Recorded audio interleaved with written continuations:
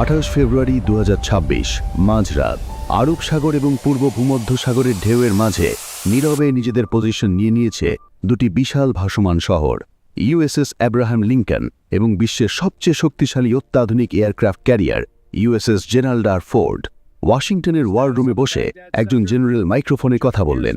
তার এনক্রিপ্ট করা ভয়েস সরাসরি ভূমধ্যসাগরে থাকা ইউএসএস ফোর্ডে প্রতিধ্বনিত হল। কমান্ডার, সময় এসে গেছে। অপারেশন এপিক ফিউরি শুরু হয়ে গেছে। ইসরায়েলিদের দিক থেকে কি কোনো দ্বিধা আছে? রাডারের দিকে কড়া নজর রেখে কমান্ডার জবাব দিলেন, নেগেটিভ স্যার। ইসরায়েলি যুদ্ধবিমানগুলো আকাশে উঠছে। অপারেশন রোড দ্য লায়নের সিগন্যাল গ্রিন। এটি কোনো সাধারণ সামরিক হামলা ছিল না, এটি ছিল একটি প্রিএমটিভ স্ট্রাইক বা আগাম হামলা।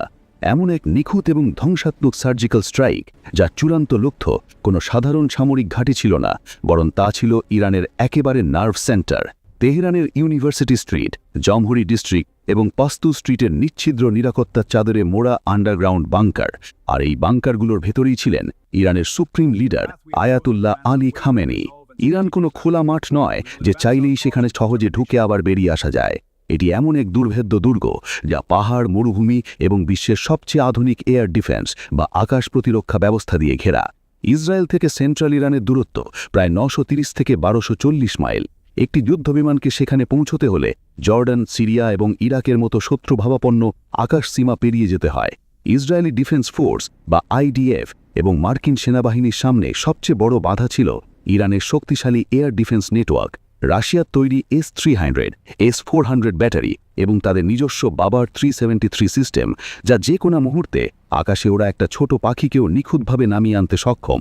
তেল আবিবের আন্ডারগ্রাউন্ড কমান্ড সেন্টারে বসে একজন ইসরায়েলি এয়ারফোর্স কমান্ডার বলতেন, আমরা যদি সরাসরি ঢুকতে যাই তাহলে খুব সহজেই ওদের টার্গেটে পরিণত হব। হয়তো ওদের রাডার আমাদের অত্যাধুনিক F-35কে দেরিতে শনাক্ত করবে, কিন্তু আকাশে থাকা আমাদের রিফিউলিং প্লেনগুলোকে তারা মুহূর্তেই আগুনের গোলায় পরিণত করে দেবে। সেখানে উপস্থিত এক মার্কিন কর্মকর্তা মুচকি হেসে বললেন, আমরা সরাসরি ঢুকব না বন্ধু, আমরা আগে ওদের অন্ধ করে দেব। ওরা ঠিক সেটাই দেখবে যা আমরা ওদের দেখাতে চাইব। আর এখান থেকেই শুরু হলো এই শতকের সবচেয়ে বড় মাইন্ড গেম। মিলিটারি ভাষায় এই রণকৌশলকে বলা হয় টাইম অন টার্গেট। আরব সাগরের নিচ থেকে একটি সাবমেরিন মিসাইল ছুটছে, জর্ডানের কাছ থেকে উড়ান ভরছে একটি স্টেলথ বোমার, পারস্য উপসাগর থেকে একটি ডেস্ট্রয়ার জাহাজ ক্রুজ মিসাইল ফায়ার করছে এবং ইসরায়েলি F-35 ফাইটার জেটগুলো ইরাক পার হচ্ছে। প্রতিটি অস্ত্র আলাদা গতিতে ছুটছে, আলাদা দূরত্ব অতিক্রম করছে, কিন্তু সবকিছুর ক্যালকুলেশন এতটাই নিখুঁত করা হয়েছিল যে মার্কিন ক্রুজ মিসাইল এবং ইসরায়েলি জেটের গাইডেড বোমাগুলো ঠিক একই সেকেন্ডে, একই মুহূর্তে কারাজ, কোম, কেরমানশাহ এবং ইস্পাহানের উপর গিয়ে পড়ল। 1 সেকেন্ডেরও কোনো এদিক ওদিক হল না। সিঙ্ক দ্য ক্লকস, মার্কিন অ্যাডমিরাল নির্দেশ দিলেন।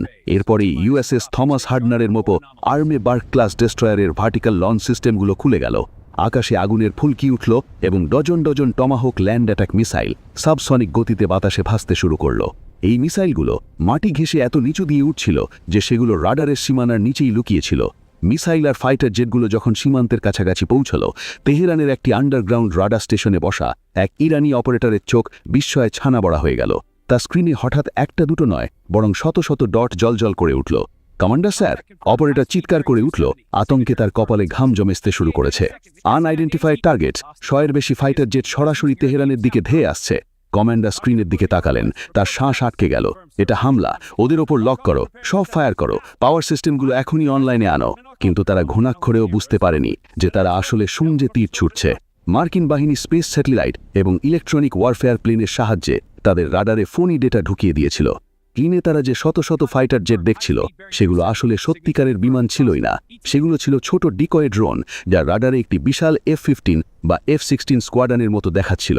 ইরানি এয়ার ডিফেন্স যখনই তাদের সিস্টেম অন করল এবং ওই ডিকয়গুলোর দিকে মিসাইল ছুড়ল, তখনই তারা নিজেদের আসল লোকেশন ফাঁস করে দিল। এবার শিকারী নিজেই শিকার হয়ে গেল। আকাশ থেকে 5th জেনারেশন স্টেলথ ফাইটার, মার্কিন এবং ইসরায়েলি F-35 এবং F-22 র্যাপ্টার, যা এতক্ষণ পর্যন্ত রাডারের কাছে পুরোপুরি অদৃশ্য ছিল, তারা তাদের অ্যান্টি রেডিয়েশন মিসাইলগুলো ফায়ার করে দিল।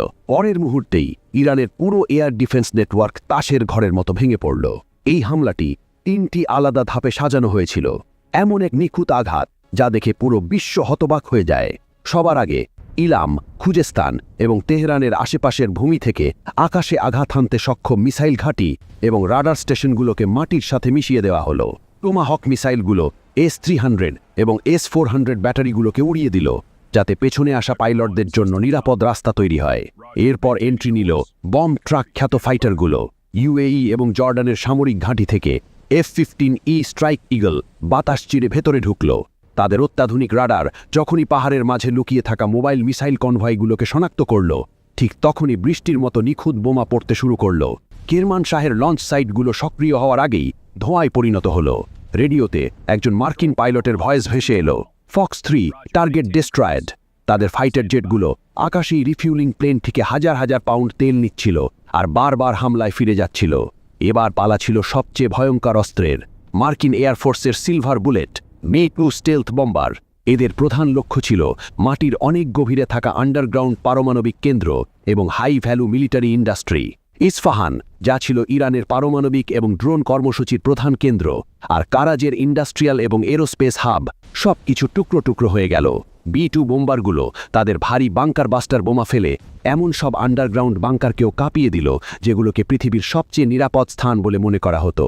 আর এই সব কিছুর মাঝে আরব সাগর থেকে প্রতি 30 সেকেন্ডে একটি করে নতুন যুদ্ধবিমান আকাশে উঠছিল। E-2 হকাই প্লেনগুলো আকাশে চক্কর দিয়ে এই শত শত যুদ্ধবিমানের ট্রাফিক নিয়ন্ত্রণ করছিল।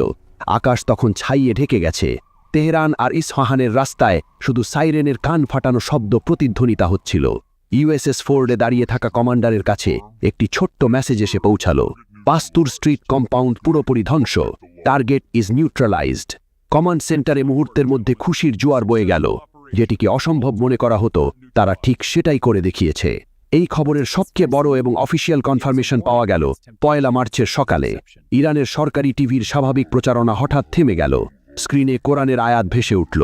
চরম শোকাহত চেহারায় একজন নিউজ অ্যাঙ্কর এমন এক খবর শোনালেন যা পুরো বিশ্বকে নাড়িয়ে দিল। ইরানের সুপ্রিম লিডার শহীদ হয়েছেন।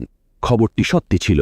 86 বছর বয়সী আয়াতুল্লাহ আলী খামেনি, যিনি প্রায় 37 বছর ধরে কঠোর হাতে ইরান শাসন করছিলেন, তিনি তার নিজ অফিস কম্পাউন্ডেই মারা গেছেন।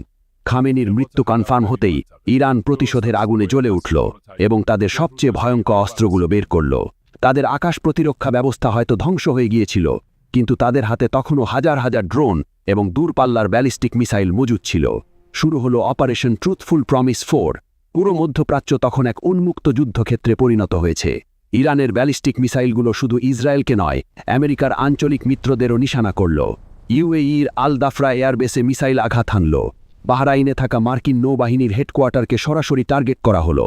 কাতার এবং কুয়েতের আকাশে আগুনের গোলা ফাটতে দেখা গেল এবং সেখানকার আকাশসীমা পুরোপুরি বন্ধ করে দেওয়া হলো। ইসরায়েলের দিকে তাকালে পরিস্থিতি ছিল আরও ভয়াবহ। তেল আবিব এবং জেরুজালেমের আকাশে সাইরেন বাজছিল। আয়রন ডোম, ডেভিড স্লিং এবং অ্যারো 3 সিস্টেম এক নাগারে আকাশে মিসাইল ছুড়ে আত্মরক্ষার চেষ্টা করছিল। এদিকে ইসরায়েলের প্রধানমন্ত্রী বেঞ্জামিন নেতানিয়াহু লাইভে এসে বললেন, ইসরায়েলের নাগরিক এবং সারা বিশ্বে থাকা আমাদের শত্রুরা শুনে রাখুন, আজ আমরা আমাদের কথা রেখেছি। অপারেশন রোড দ্য লায়ন শুধু একটি সামরিক হামলা ছিল না, এটি ছিল একটি স্পষ্ট ঘোষণা। আয়াতুল্লাহ আলী খামেনি, যে গত কয়েক দশক ধরে ইসরায়েলকে মানচিত্র থেকে মুছে ফেলার কসম খেয়েছিল, আজ তার সন্ত্রাসের সাম্রাজ্য মাটিতে মিশে গেছে। ঠিক এর পরপরই মার্কিন প্রেসিডেন্ট ডোনাল্ড ট্রাম্প বিশ্ববাসীর উদ্দেশ্যে ভাষণ দিয়ে বলেন, আমার প্রিয় আমেরিকানরা, গত রাত্রে ইউনাইটেড স্টেটস মিলিটারি বিশ্বের 1 নম্বর রাষ্ট্রীয় মাদকপ্রষ্ট সন্ত্রাসের স্পন্সরকে চিরতরে শেষ করে দিয়েছে। আয়াতুল্লাহ আলী খামেনি আর বেঁচে নেই।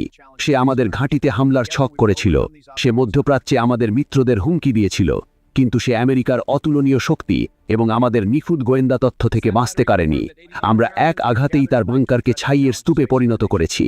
28 ফেব্রুয়ারি 2026 সালের এই রাত মধ্যপ্রাচ্যের জিওপলিটিক্যাল দাবা বোর্ডকে চিরকালের জন্য বদলে দেয়। টাইম অন টার্গেটের সেই ভয়ঙ্কর গাণিতিক নিখুঁত হিসাব থেকে শুরু করে ডিকয় ড্রোনের চালাকি পর্যন্ত, আমেরিকা এবং ইসরায়েল তাদের মিলিটারি শ্রেষ্ঠত্বের এমন এক চূড়ান্ত নিদর্শন দেখালো, যা হয়তো আগামী কয়েক দশক ধরে বিভিন্ন দেশের মিলিটারি একাডেমিতে পড়ানো হবে। ভিডিওটি ভালো লাগলে লাইক দিন এবং এমন আরও আকর্ষণীয় ভিডিও দেখতে আমাদের চ্যানেলটি সাবস্ক্রাইব করুন। দেখা হবে পরের ভিডিওতে।